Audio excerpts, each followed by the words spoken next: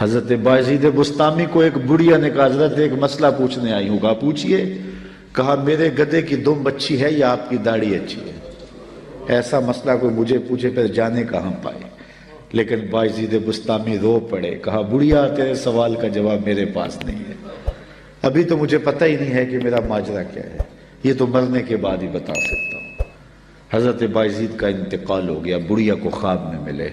اس نے کہا میرا سوال اسی جگہ پہ کھڑا ہے. کہا اللہ کا شکر ہے میرا خاتمہ ایمان پہ ہو گیا. تیری داڑھی، تیرے گدھے کی دم کو میری داڑھی سے کیا نسبت ہے؟ تو بڑھیا نے کہا بتاؤ آپ کے رب نے آپ کے ساتھ کیا سلوک کیا؟ تو حضرت بایزید کہتے ہیں جب میں مالک کے حضور پیش ہوا تو مالک نے پوچھا ہے بوڑھے بتا میرے پاس کیا لے کر آیا ہے؟ 72 سال کی عمر میں انتقال ہوا تھا. تو آواز آئی ہے بوڑھے بتا میرے پاس کیا لے کر آیا ہے؟ تو بایزید بسطامی کہتے ہیں میں نے جواباً عرض کی مالک بادشاہوں کی چوکھٹ پہ فقیر آئے ہیں تو شہنشاہ یہ تو نہیں پوچھا کرتے کیا لے کر آئے ہو. شہنشاہ تو فقیروں کو یہی پوچھتے ہیں کیا لینے آئے ہو.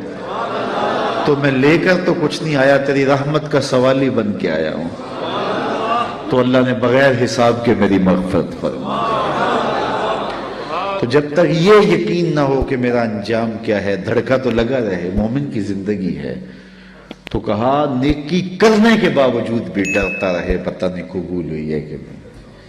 اللہ اکبر. حضرت کعب احبار یہ تابعی ہیں لیکن انہوں نے حضور کو دیکھا ہے. حضور کو دیکھنے والا صحابی ہوتا ہے نا، لیکن انہوں نے حضور کو دیکھا بھی ہے لیکن پھر بھی تابعی ہیں. کیوں؟ اس لیے کہ یہودیوں کے بہت بڑے عالم تھے، احبار تھے، اور حضور علیہ السلام کی ملاقات ہوئی، زیارت ہوئی، لیکن ایمان نہ لائے.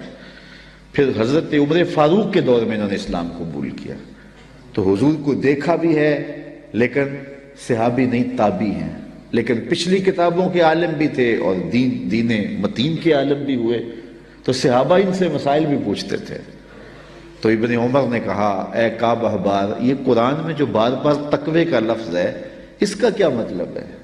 تو حضرت کعب احبار کہنے لگے کہ کبھی تم ایسی وادی سے گزرے ہو جہاں خاردار جھاڑیاں ہوں؟ تو انہوں نے کہا ہاں کئی مرتبہ گزرا ہوں. کہا کیسے گزرے ہو؟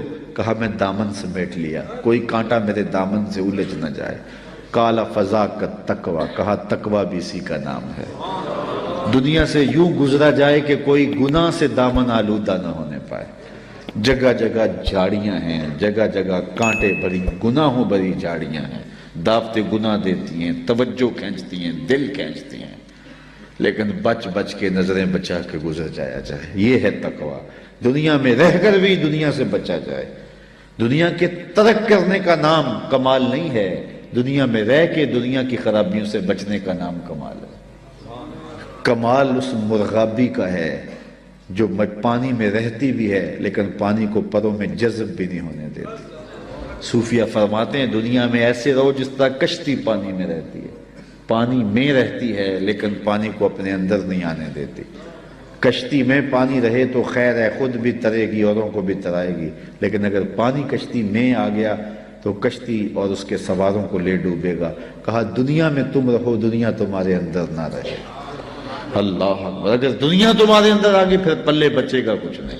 من نظر الی الدنیا نظر الحب اخرج اللہ تعالی من قلبہ نور الیقین والزہد. جو دنیا کو محبت کی نظر سے دیکھتا ہے اللہ اس کے دل سے تقوی کا نور کھینچ لیتا ہے.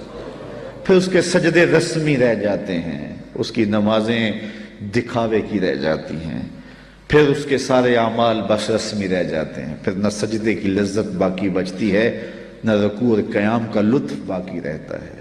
پھر سب کچھ اس کی تقریر، اس کا واعظ، اس کا سننا، اس کا سنانا سوائے رسم کے اور کچھ نہیں ہوتا. تو ویسے تقوی کے بارے میں تو اتنا کچھ لکھا علماء نے، یہ الگ مضمون ہے، لیکن دو ایک باتیں. بعض نے کہا تقوی یہ ہے کہ نیکی کرنے کے باوجود بھی ڈرا جائے کہ پتہ نہیں نیکی قبول ہوئی ہے یا نہیں.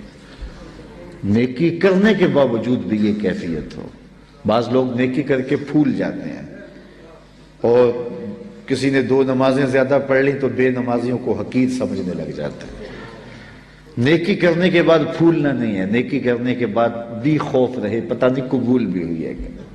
حضرت عمر عید کے دن رو رہے تھے. کسی نے کہا آج تو خوشیوں بھرا دن ہے. کہا مجھے نہیں پتا میرے روزے قبول ہوئے ہیں یا کہ نہیں.